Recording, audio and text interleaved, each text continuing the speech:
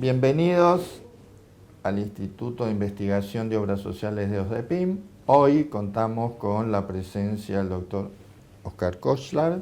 Agradecemos y es un gusto para nosotros debido a su larga experiencia en el tema en cuanto a abogado, ejercicio de profesión y también en cuanto a su tarea como profesor en el ámbito académico, y nos va a contar un poco cuál es la trayectoria del doctor Oscar Kochlar de llegar a la instancia actual en cuanto a su formación y sus pasos previos.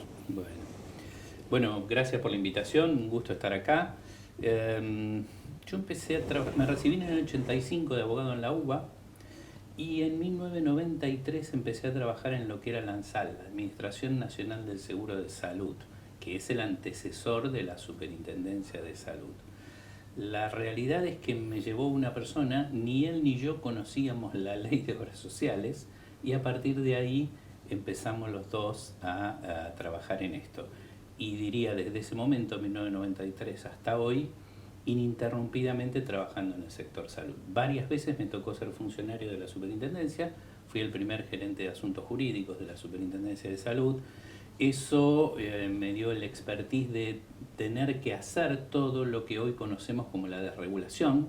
Me tocó trabajar en la construcción o colaborar en la construcción de todas esas normas, y después sí pasé por diferentes gestiones. Estuve después de 2002 hasta el 2006, o sea, estuve en la primera superintendencia, después estuve con otros superintendentes, como yo digo siempre en broma, pero es verdad, yo ya me fui 4 veces de la superintendencia, así que me ha tocado trabajar en diferentes gestiones, y hoy, fuera del aspecto académico, tengo mi estudio profesional, trabajo de manera privada.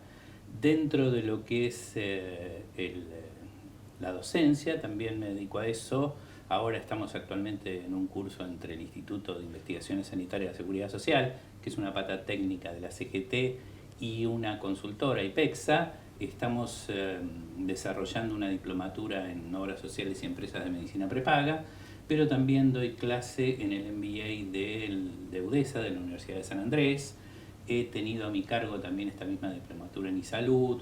Doy algunas clases de diferentes cursos en la UBA, tanto sea en Derecho, en lo que tiene que ver con responsabilidad profesional, o también en Ciencias Económicas, que tiene un máster en Salud, y también me toca participar ahí, digamos, una experiencia docente que lleva muchos años y que realmente lo disfruto mucho. Interesante y extenso. Si uno hace ese recorrido histórico, ¿cambió mucho de aquella vieja época, década del 90, la ANSAL, a lo que es hoy el sistema, digamos, como abogados sabemos, el tema de conflictividad y demás? Si uno pudiera describirlo a grandes trazos y hacemos como un viaje en el tiempo de esa época, década del 90 o mediados del 90 a hoy, ¿qué se podría decir? Podría llevarlo sobre 3 aspectos diferentes, diría. Sobre el aspecto médico, cambió la tecnología, pero no han cambiado básicamente cuáles son, o sea, los derechos o el contenido de la canasta prestacional. Eso no ha cambiado mucho. El último PMO que tenemos vigente es del año 2005. Es cierto que se han incorporado prestaciones por leyes, pero normativamente el PMO, el último es del año 2005. O sea, la atención médica es una película, pero desde el punto de vista legal, el PMO es una foto detenida en el 2005. Entonces, desde ahí no ha cambiado mucho.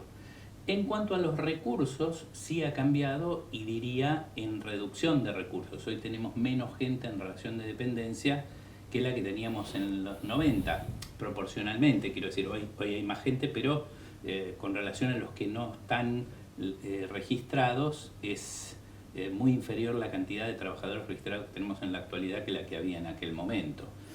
Ahora, lo que sí ha cambiado positivamente, me parece que es en el reconocimiento de los derechos de los afiliados, ¿sí? A ver, ¿cómo es Claro, eso? antes teníamos afiliados y que nosotros los llamamos, porque la ley de obras sociales lo llama así, beneficiarios. No es porque se enfermaban menos. No. Se llamaban beneficiarios y se siguen llamando en la ley beneficiarios, y yo creo que esa es una terminología que confundía o que llevaba a creer que esas personas tenían un determinado beneficio. Hoy, por las normativas y diría también por lo que tiene que ver con el avance de los derechos individuales, hoy hablamos de usuario. ¿M? Y un usuario es una persona con derechos. Se cambia de no beneficiario, concepto de beneficiario, a usuario. Usuario, sí. ¿sí? Y en eso del concepto de usuario también identificamos a una persona que ejerce derechos. El otro recibía un beneficio, lo que le tocaba. Lo que le tocaba. Hoy tenemos una persona que sabe cuáles son esos derechos y que tiene diferentes vehículos para canalizarlos, por ejemplo, la judicialización, para utilizar un ejemplo bastante común. ¿Qué sería eso que uno constantemente escucha, lee? Judicialización. El origen, ¿por qué se va creando ese criterio de judicialización? Bueno, yo creo que tiene un origen... ¿Le niegan al usuario la salud? ¿Por qué hay que recurrir a un juez? Un enfermo, un paciente o alguien que necesita una asistencia médica, uno se imagina, recorre a un hospital, un sanatorio, un médico. ¿Por qué va a un juez? Bueno, yo para eso me parece que tendría que analizar una respuesta desde dos ángulos. Desde un ángulo también del derecho, o si se quiere, de la cobertura médica, pero también desde el ángulo del acceso a la justicia. Nosotros tenemos una reforma constitucional en el año 94 que permite plantear el amparo no solo contra el Estado, como existía antes, sino también contra particulares. Reforma constitucional del 94. Pero no olvidemos que una de las fotos que había de la crisis de 2001 era las colas de abogados que había planteando amparos de gente que quería recuperar sus dólares. El corralito. Y sí, otros. Ahí los abogados descubrimos el amparo como figura jurídica y eso después se trasladó a los reclamos prestacionales. ¿Sí? El primer atisbo de amparo contra particulares fue el corralito. Hecha esta aclaración, después empiezan todos los amparos en salud, donde ya la gente empieza a reclamar el derecho que la obra social o el prepago no le reconoce, recurre a la acción judicial. En un principio diría por cosas costosas, después diría por cosas no tan costosas o más vinculadas a cuestiones dudosas desde el punto de vista prestacional, y hoy nos encontramos con amparos que van más allá de una cuestión prestacional específicamente. Les diría que hoy el amparo de moda es el del jubilado que quiere seguir en su obra social. ¿Sí? Y de acuerdo a su experiencia, la acogida, ¿cómo recibe el sistema judicial estos amparos que a través de esta evolución que usted está contando le empezaron a llegar, porque antes no recibían amparos de salud? ¿Cuál es la respuesta en general del sistema judicial? Bueno, yo creo que el sistema judicial, yo utilizo una frase que no, aclaración previa. Durante toda mi carrera universitaria fui empleado judicial.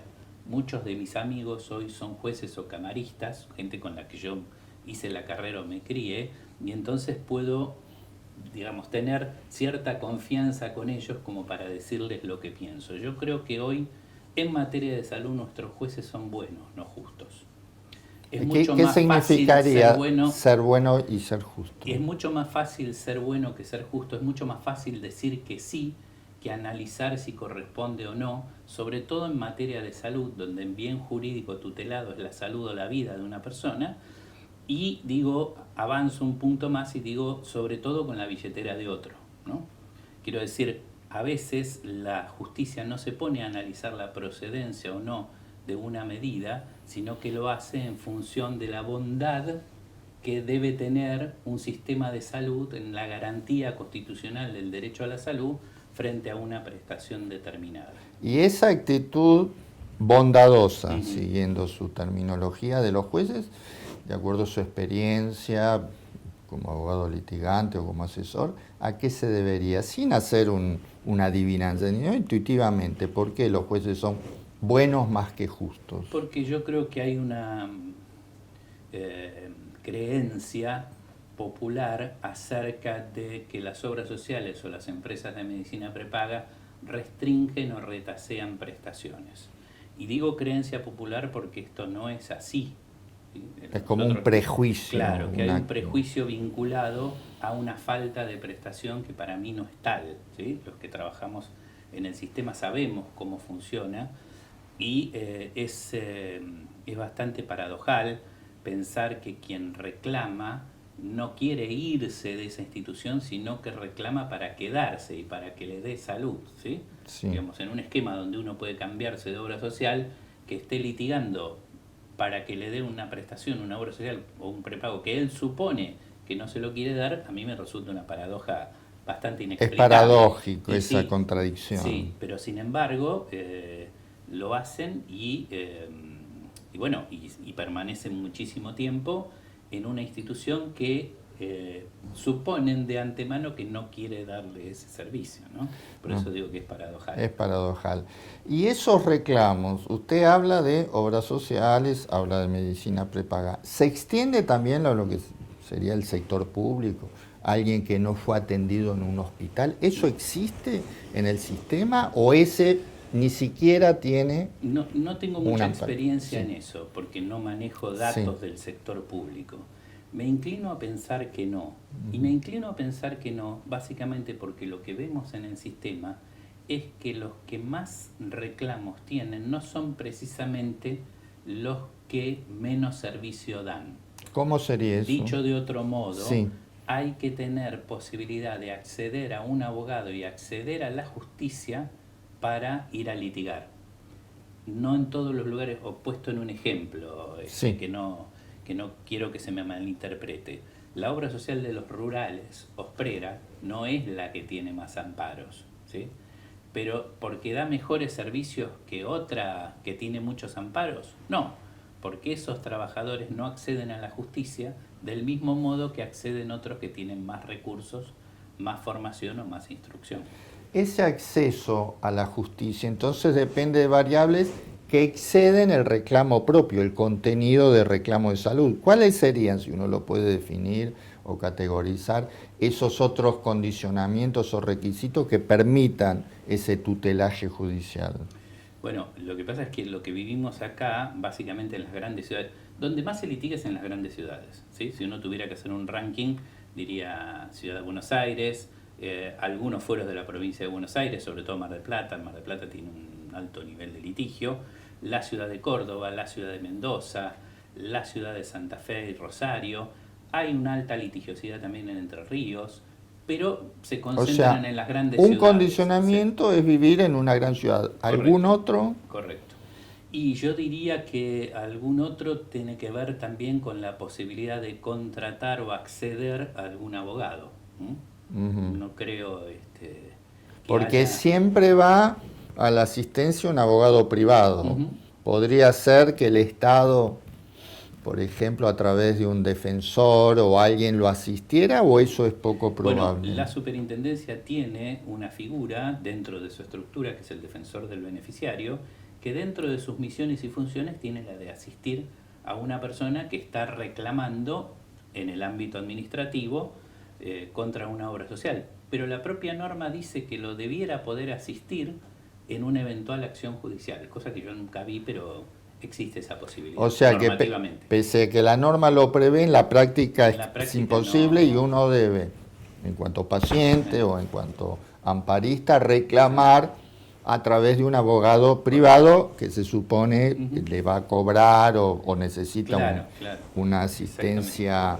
Mucha gente que me parece que no accede pensando que no tiene los recursos necesarios para poder pagarlo. Está bien. Eso del lado judicial, o sea, hay un acceso condicionado.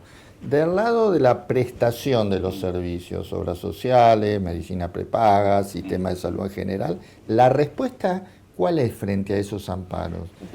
Claro, yo separaría la prestación en general de los amparos. ¿Por qué digo esto? Porque nosotros tenemos 14 millones de beneficiarios en el sistema. Si sumamos a los 5 de PAMI, estamos en 19 millones dentro de lo que es el Sistema Nacional del Seguro de Salud. No hay más de 15.000 amparos. Entonces, si yo lo mido en términos de cantidad de afiliados, la incidencia de los juicios de amparo es muy inferior. Por otro lado, tengo que medir entonces que hay una gran satisfacción a la prestación en esos millones de afiliados que no reclaman. Ahora, lo que hasta ahora no se ha hecho es alguna estadística vinculada a esos 15.000 y pico de juicios que hay, sobre qué tópico se están refiriendo. Si estamos hablando de prestaciones que deben estar en el PMO y no se cubren, si estamos hablando de medicamentos que no están aprobados por ANMAT y algún juez decide importarlo por alguna vía. Hay casos donde medicamentos que ni siquiera entraron al país, ¿sí?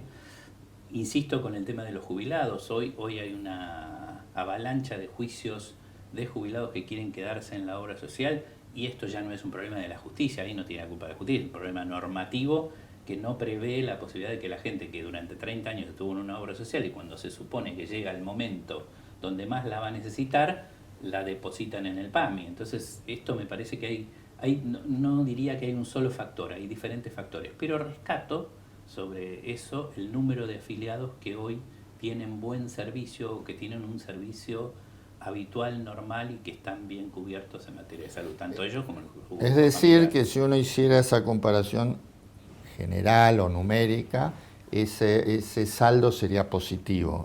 Ya, un poco positivo, esa es la idea. Claro, muy positivo. Usted mencionó la respuesta. Perdón, una cuestión. El servicio de salud en la Argentina tiene una canasta prestacional, una cobertura que no tienen en otra parte de Latinoamérica, seguro, ¿sí? Nosotros tenemos una cobertura de salud muy por encima de todo lo que son nuestros países de... Entonces, comparando la Argentina en la región, digamos que también eso es Sí, positivo. sí, claro. Mencionaba, decíamos en su respuesta, que sería por ahí interesante tipificar los objetos de los amparos, porque amparo es una expresión general, procesal, pero después cada amparo habría que ver qué se reclama. Usted estuvo, dijo, siendo asesor en la superintendencia o cumpliendo un rol al Estado, llámese Ministerio de Salud, llámese superintendencia u organismos afines. ¿Le interesaría tener esos datos disponibles? ¿Se ocupa, los tiene y nos los difunden? ¿Qué podemos aportar de eso? Separaría lo que tiene que ver con la Rectoría de Salud, en el caso del Ministerio de Salud, con los datos con los que cuenta la superintendencia respecto de los amparos. En el caso de la superintendencia hay una resolución del año 2016 que obliga a las obras sociales a denunciar todos sus juicios por amparo. La mayoría lo cumple, me parece que algunas los cumplen con los elementos que tienen, me parece también que eso refleja el escaso número de los 15.000 y pico que decía antes. Las empresas de medicina prepaga no tienen la obligación, o no la tenían hasta el año pasado, de informar sus juicios, y son bastante reticentes en hacerlo porque consideran que esto puede ser visto desde un lugar de competencia comercial, digamos, pensar en que un prepago, si tiene muchos juicios, tiene problemas o no da prestaciones. Entonces son bastante reticentes. Quiero decir, ese es un aspecto, la superintendencia lo tiene, y yo no veo, puede ser una crítica actual de mi parte, que haya un análisis para sacar un producto de eso. O sea, sabemos cuánta cantidad de juicios tenemos, pero ¿qué hacemos con esa información? Eso claro, es como una información que la superintendencia dispone, puede tener un listado, cantidad o demandados, pero aparte, meterse en los amparos, tipificarlos en cuanto a los objetos o en cuanto a qué tipos de reclamo, ¿ese análisis se hace? ¿No se hace? No se hace. Y hay otra cuestión quizá un poco más preocupante, diría yo, que es cuántos juicios tiene cada obra social. Digo, por ejemplo, no sé, una obra social, estoy teorizando, estoy haciendo una conjetura, de 10.000 beneficiarios que tenga 1.000 juicios de amparo, bueno, eso es un problema. Ese análisis tampoco está hecho. Sí hay una descripción muy general sobre los tipos de reclamos, si es por afiliación, o sea, si es un reclamo de afiliación de un afiliado, si es un reclamo económico, si es un reclamo prestacional, pero no sale de eso. Pero ¿sí? no sale de no eso. Sale de eso. Y en el caso del Ministerio de Salud es un poco más complicado, porque lo que nosotros estamos viendo actualmente es que hay muchos amparos que es donde se trae al Estado. A ver, ¿cómo es eso? Se trae al Estado como comandante. O sea, no solo se acciona contra la obra social, sino también contra el Estado. Y en este caso es el Ministerio de Salud el que responde. ¿Pero por qué? ¿Cuál es la estrategia que utilizan esos abogados? ¿Por qué codemandan al Estado, o a veces la propia obra social trae al Estado, por una cuestión económica. Hay medicamentos que salen fortuna, digamos, hay un medicamento para una patología en particular, que es el Zolgensma, que es para la atrofia muscular espinal, que vale $2 millones. Bueno, hay obras sociales que no están en condiciones de pagarlo. Entonces, y los afiliados lo saben, entonces muchas veces demandan o codemandan al Estado Nacional para que se haga cargo solidariamente de esos importes. Entonces el Ministerio de Salud se ha visto con varias acciones de ese tipo, lo que le hizo repensar la cobertura por parte del Estado para determinadas prestaciones. Dicho de otro modo, el Estado ha delegado en la Seguridad Social la cobertura de salud, la Seguridad Social en el sector privado. Ejemplo de eso son los 2 millones de monotributistas que tenemos en el sistema, y esa situación hoy la está sufriendo, no sé si es la palabra adecuada, porque muchas de esas demandas están siendo pagadas por el presupuesto nacional, ¿sí? Esa delegación hoy no llega al aspecto económico. Entonces el Ministerio, me parece a mí, que tendría que tomar una actitud un poco más activa en todo lo que es esta judicialización, vinculado justamente, o que hoy desde el presupuesto del Ministerio de Salud se están pagando muchos de esos juicios. Y cuando decimos presupuesto del Ministerio de Salud no estamos hablando de algo etéreo, eso lo pagamos todo con nuestros impuestos, ¿no? No es gratis eso, Claro, no nos sale gratis. el presupuesto en realidad no es del Estado, sino que es el aporte, el Estado lo administra, pero es el aporte de la gente. Cuando el Estado va al amparo, sea como tercero, o sea como demandado, o en la figura procesal que corresponda, ¿cuál es la actitud procesal? ¿Se allana, pelea, discute? ¿Cuál es? Pelea y discute, y además diría que es casi una encerrona o una trampa, porque los abogados que representan al Estado no pueden hacer otra cosa que discutir. Otra paradoja, quiero decir, no es que pueden decir, uy, mi allano, este señor tiene razón. La responsabilidad profesional que les cabe al cuerpo de abogados del Estado es defender los intereses del Estado hasta el último minuto. Y eso supone cuestionar todas las decisiones judiciales. Ejemplo de eso lo tenemos a diario con los juicios laborales por reajustes que el Estado, o el ANSES en este caso, que es el que representa al Estado, llega hasta las últimas instancias sabiendo que va a perder. ¿Pero por qué lo hacen? Para preservar el mandato constitucional de la defensa de los intereses del Estado. Correcto, o sea, el Estado está obligado procesalmente a litigar o a negarse al reclamo, pese a que es el mismo Estado el responsable último de la salud. Funciona así. Correcto. Bien, en los casos existen esas demandas, decíamos, directamente contra el Estado, no es tan fácil verlas. No. Sí, a través de demandas, obras sociales o medicina prepaga, donde entra el Estado, pero de una vía indirecta, funciona así. Bien. Una responsabilidad solidaria. Digamos. Como una responsabilidad que podríamos llamar, usando la palabra técnica de solidario, sí, o tema subsidiaria. Subsidiaria, sí, subsidiaria por el más correspondiente. ¿Ha habido alguna presentación atípica, es decir, que, por ejemplo, una asociación de pacientes o alguien que lo presentara para que se definiera como una responsabilidad directa del Estado? Por ejemplo, impugnando las leyes que les impide que el Estado se allane. Por ejemplo, no sé, se me ocurre una inconstitucionalidad o algún mecanismo así. O siempre eso está dado como un dogma, ¿no? El Estado se comporta así, pese a que es tema de salud, y la comunidad, asociación de pacientes o las obras sociales o quien fuera, lo acepta como algo dogmático. ¿Ha habido algún planteo de ese tipo? Que yo conozca, no. Lo que sí he visto es algunos planteos de algunas organizaciones de consumidor vinculadas a otros temas. Por ejemplo, antes hablaba yo de los jubilados.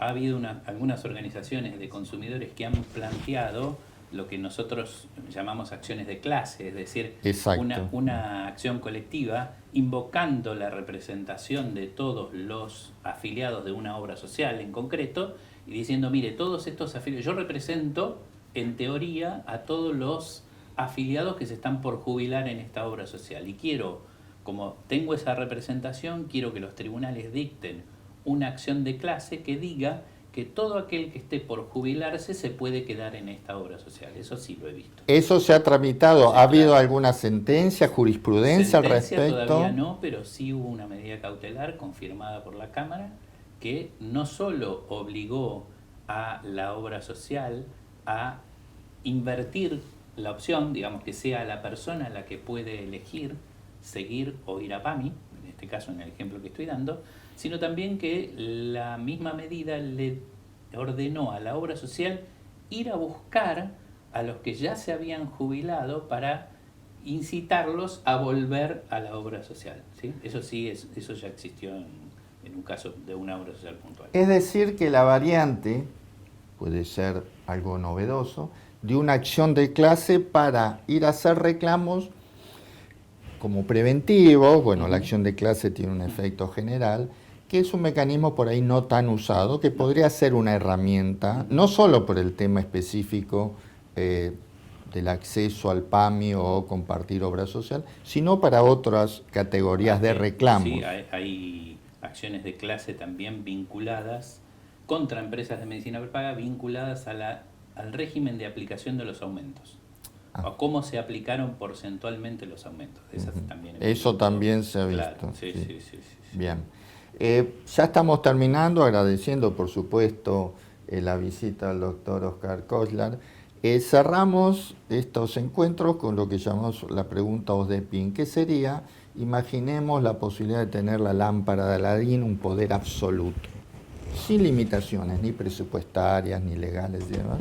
El doctor Oscar Koshlar, ¿cómo diseñaría o cambiaría o agregaría para mejorar el sistema de salud o hacerlo idealmente de la mejor manera? A ese genio hipotético, ¿qué le pediría hacer? Bueno, yo le pediría una reforma constitucional. A ver. ¿En qué sentido? Nosotros vivimos en un país federal. Sí. Y dice el artículo 121 de la Constitución que las provincias conservan todas las competencias no delegadas a la nación. Así es. Y la salud no es una competencia delegada. Por lo tanto, como vimos durante la pandemia, cada provincia vacunaba como le parecía o cerraba sus fronteras del modo que quería. Lo mismo pasaba en educación porque tampoco es competencia delegada. Si pudiéramos avanzar en una reforma que integrara sistemas, que integrara la seguridad social, por ejemplo, no tendría la gente que estar cautiva en las obras sociales provinciales. Hay 7 millones de personas que están en las obras sociales provinciales que están cautivos, ¿sí? Y de ese modo me parece que se generaría dentro de la seguridad social un régimen de competencia cuyo objetivo sería mejorar la salud de la gente. Partiendo de la base que siempre vamos a convivir con estos tres sistemas, público, privado y de la seguridad social, me parece que la seguridad social, que es el más numeroso, le falta esa pata de complementación para optimizar recursos y, por lo tanto, mejorar servicios. Ese sería mi planteo, si se quiere, utópico. Bien, con esta propuesta de reforma constitucional apuntando a una mejora de salud, le damos las gracias nuevamente, doctor, y seguimos en contacto a través del Instituto de Investigación de Obras Sociales del OSDEPIN. Así que muchísimas gracias por la visita.